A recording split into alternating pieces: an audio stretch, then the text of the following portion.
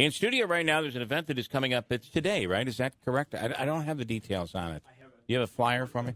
Rabbi Peter Schaktman. Am I good with that? And Imam Amsal Memic. Am I good there? Yes? Okay. They corrected me.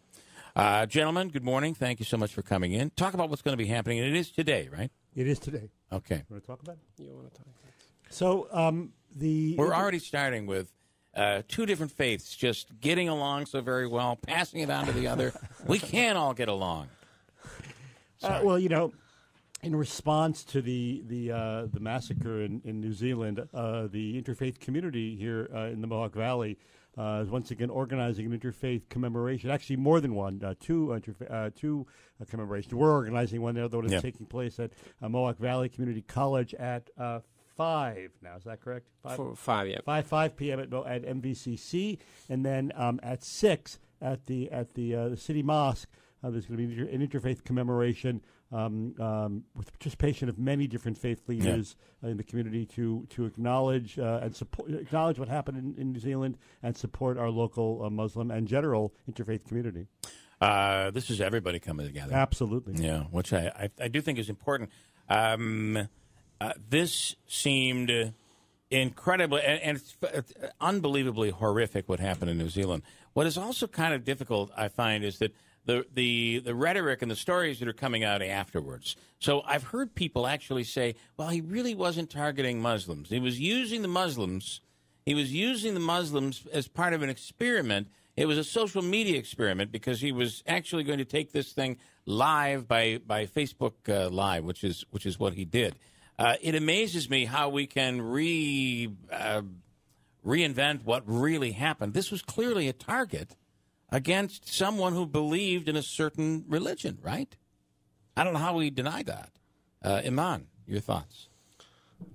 Yeah, it's hard, like that someone peaceful come to the mosque and pray, and someone come after you and shoot you. Yeah. And I just read the story this morning when I wake up for the morning prayer about the guy who tried to put him down on the ground and protect the other people. And he hit him, he hurt him, and that guy lay down on the little boy, and said to him, "Stay there." Yeah. He was already shot. Mm-hmm. I said, "Stay there." And after a few minutes, when shooting stopped, the boy came under the dead body of that man. So, and many of those stories will come now. Yeah. So it's very hard when you come to the masjid these days, when you come to the mosque these days, and something comes on your mind and say you will be killed, right? You'll be shooted. Yeah. And it's very difficult. And the lady at WKTOE, she said she was entering the mosque this Friday, and against a very good chance to say thank you to all community. I get a lot of emails of support from our neighbors, not Muslims. Rabbi Peter and WIBX, director of Jewish Community Center, came to in the masjid, in the prayer room. They were there with us. Jill also from the Interfaith community. Many of them said, "I would like to, but it's short notice. I can't come." Yeah. They would like to come to the mosque, to be there to support the Muslim community. And thanks to all our neighbors, thanks to everyone who are supportive. So, and thanks to all those who are not supportive, they make us to support each other. Yeah. So. They're almost bringing everybody together. Is really not the result they really want. Rabbi, this is not new to the Jewish community. No, I mean, this is not new to the Jewish community. We've been there. We were there not so long ago. And in answer to your earlier question, look, the thing is, it was obviously an attack on Muslims. I don't know how one can deny that. Right. And even beyond that reality, the reality is if the world saw it as an attack on Muslims. And one of the concerns, the reason why we're gathering together today is not so much. I mean, of course we support the New Zealand community, but it's more for our community to make a statement that this kind of hatred does not welcome in the Mohawk Valley, because even if what people learn from this is that Muslim lives don't matter. That people can go into a mosque and shoot people dead because they're of what they believe. And that's, of course, a very, very dangerous lesson. And also, the truth is, again, that the idea that any human being would walk into a house of worship and inflict such murderous violence upon people should be shocking to anyone in the world.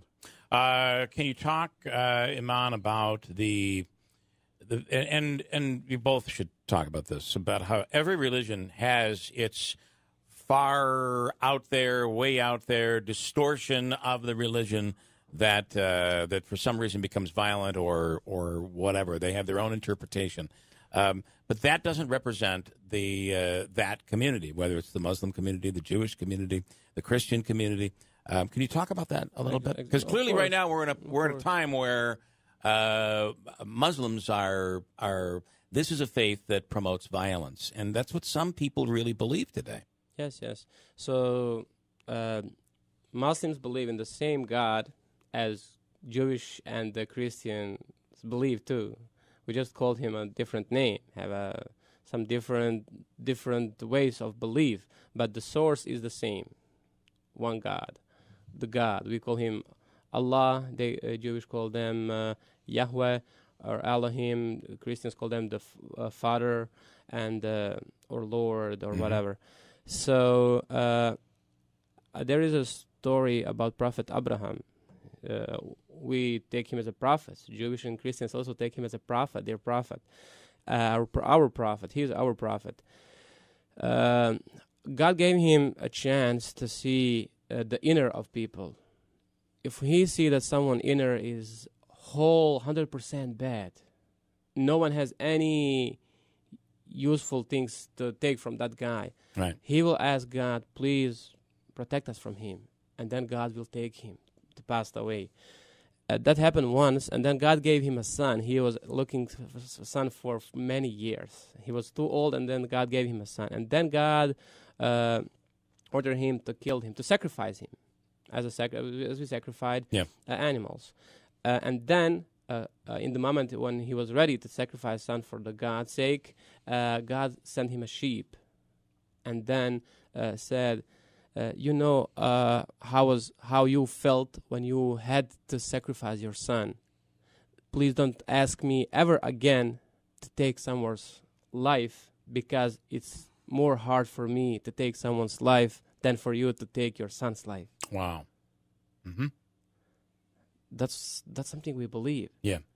And then God written clearly in the Quran, whoever took one innocent life, it's equal to God as he took the life of whole humanity. He will be punished like that. Whoever protects someone's innocent life, God, it's equal to God as he protects whole humanity. It's something what's written in the holy book. We can read. Everyone can open and read it, and that's it. That's what we have to believe. Mm-hmm. That's something what we should believe. I have no idea where Muslim people find the support in Islamic religion when they go to kill someone. Yeah, I can't find that verse. I can't find that words of God or prophet that order that, because this is what God's order. It can't be opposite. Yeah, if it's like that, then it can't be opposite of that. Right. It does seem that there are people that take advantage of very poor and those who are not empowered, that feel very powerless. They seem to take advantage, especially of young men and even women. We just recently saw suicide bombers a woman who sacrificed her own child in the process of blowing herself up. It seems like there are those that are able to somehow find a way to manipulate the weak, and we see it in cults in all different denominations. Right? I don't know the number. Maybe my mom still knows how many Muslims there are in the world, but I know it's a huge number of people that we're talking about. So when we talk about Muslims being violent, the absurdity of that statement is just so apparent. And we have a number of people who identify with the Muslim faith who preach a form of violence, and they represent within the Muslim community worldwide. They're negligible, and yet we continue to speak as if Muslims as a group are represent this murderous ideology, and it's ridiculous. And the language we use is very, very important. The people who commit these crimes are not Muslims or Jews or Christians. They're murderers, and who happen to identify with a faith tradition. And it's wrong and inaccurate of us to identify them with that faith tradition, even if they identify with it. I mean, it's a problem. And of course, the other problem is that people in all faith traditions who support such people and who do not condemn such acts, are culpable as well. But we have to be very careful. I mean, we have people in this country still who continue to raise the specter that Muslims in this country, that their goal is to enforce Sharia law on the American people. There's absolutely no evidence of that, and it's a terrible lie. It's a libel against the Muslim community that really has to be stopped. And we have seemingly intelligent people making this claim, and it's shocking, really. Yeah. You want to pick up on that? Yeah, I think I said that something like that last time, but I know that why Muslims from Bosnia and Muslims all around the world came here, because they were here to start new life, and people came here because they find America represents itself for a land of opportunity, and people knows that, and people came here just because of that. Yeah, I came here to serve community. Not just Bosnian Muslim community, to serve whole community. The Peter can say that. Like, I'm here from the first day in the Interfaith Coalition with Utica. Then I'm the one who co-found the Interfaith Matters group, the group who was organizing this. And we are here to serve everyone. If there's any chance, whatever happens in the churches, in the synagogues, whoever invited us, I'm always there to answer, to attend, to support anything, whatever happens. So that's why we are here, and we have to change our look at that. So. I want to ask you, I realize what we're talking about today, and this, by the way, this is today 4:30 till 5:30 at the main quad of Mohawk Valley Community College, candlelight vigil for victims of New Zealand and the mosque shootings with members of the Muslim Student Association, guest speakers from the Interfaith Coalition of Greater Utica. And then from 6:30 till 8 at the Bosnian Islamic... At 6 o'clock? 6:30. I'm sorry, 6:30. 6:30. Right. 6:30 till 8 at the Bosnian Islamic Association of Utica Mosque, which is on Court Street. Community dinner, conversations, and prayers for victims of the New Zealand mosque shootings. This is a little general, but I'm getting this feedback from a listener, so I want to throw it at you, and I'd like your answer. No questions should be off the table, because I think we learn from questions. So what do we say to... So obviously it goes beyond what happened in New Zealand. What do you say to someone who says the media is constantly focusing on things that are being done to Jews, things that are being done to Muslims, but there are Christians around the world who are being persecuted, and no one pays any attention to that? Why are Christians being left out? How do you respond to that? First of all, I think people are talking about Christians, so I don't think that's entirely accurate. But I also think that in many areas of the world, Christians have such hegemony that it's the Jews and Muslims and other faith communities are in the minority, and so that's where the focus has been. But no, Christians who are being persecuted ought to have attention paid to them as well. I'm concerned about even phrases like the media, as you well know. As far as I know, you don't meet with other people in the media and decide what to talk about. No, so they tell me what to say. But I mean, the media. Right.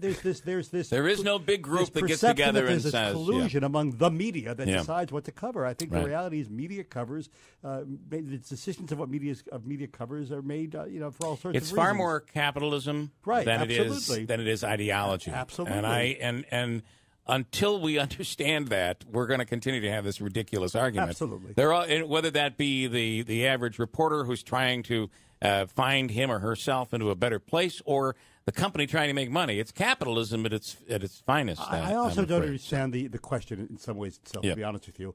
We're talking about Muslims. I'm not even sure that today is even the day to talk about Jews. We're talking about Muslims because that's what happened in New Zealand. When Pittsburgh happened, we were talking about the Jewish community. If something were to happen to a Christian community, we should be talking about them. But why we're responding? And there have been, by the way, mass shootings that have gone in and shot up a Christian. Charleston. I mean, these are all very, very. I mean, we forget that in this country, the majority of terrorist events have been perpetrated by white Christians and often against Christians.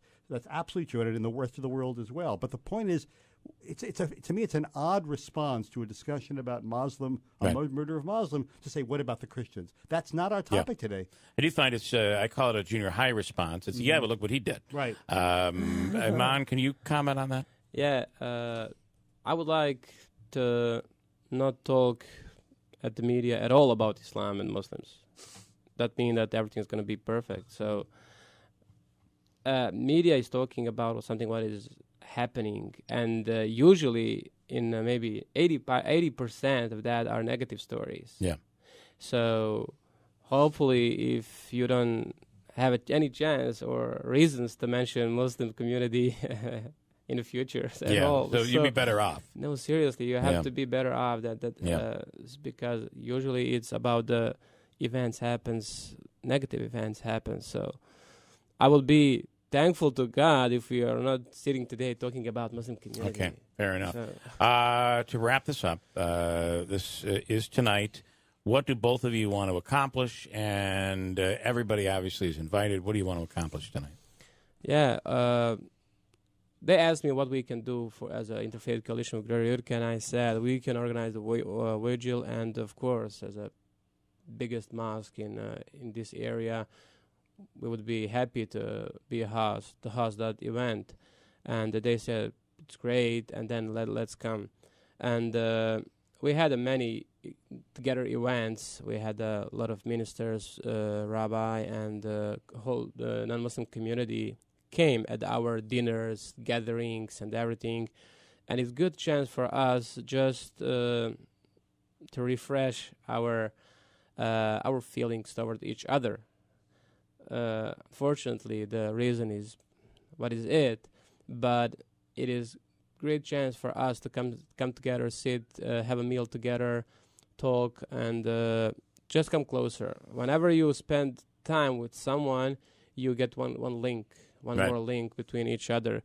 Hopefully, we are sitting more with each other, then we will not be afraid of each other. People are afraid of each other because they are texting with each other. Right. They are calling. They are at the talking over the computer or phone or any other social media. But when you sit with someone, when you see how you feel with that person, then you get one more link. You feel him and you like him. You start to love him, and that's what we need. Actually, we live so busy life. We believe what is on media. We believe that Muslim man who's going to the job and who's not kind of Muslim, who's coming every five daily prayers, he will say, I don't want to go to the mosque. Someone can shoot me after this. Yeah.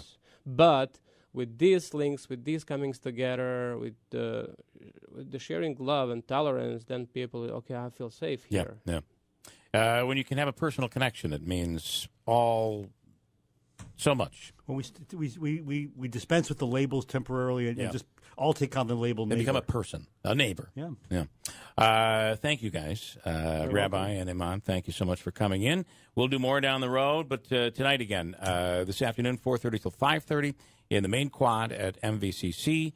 It'll include a candlelight vigil for the victims in New Zealand, and then later 6:30 till 8 o'clock at the mosque, the Bosnian Islamic Association, which is on Court Street. And it's all going on today. So thanks for sharing all of this with us. We appreciate it. Thanks for talking about it. Thank you.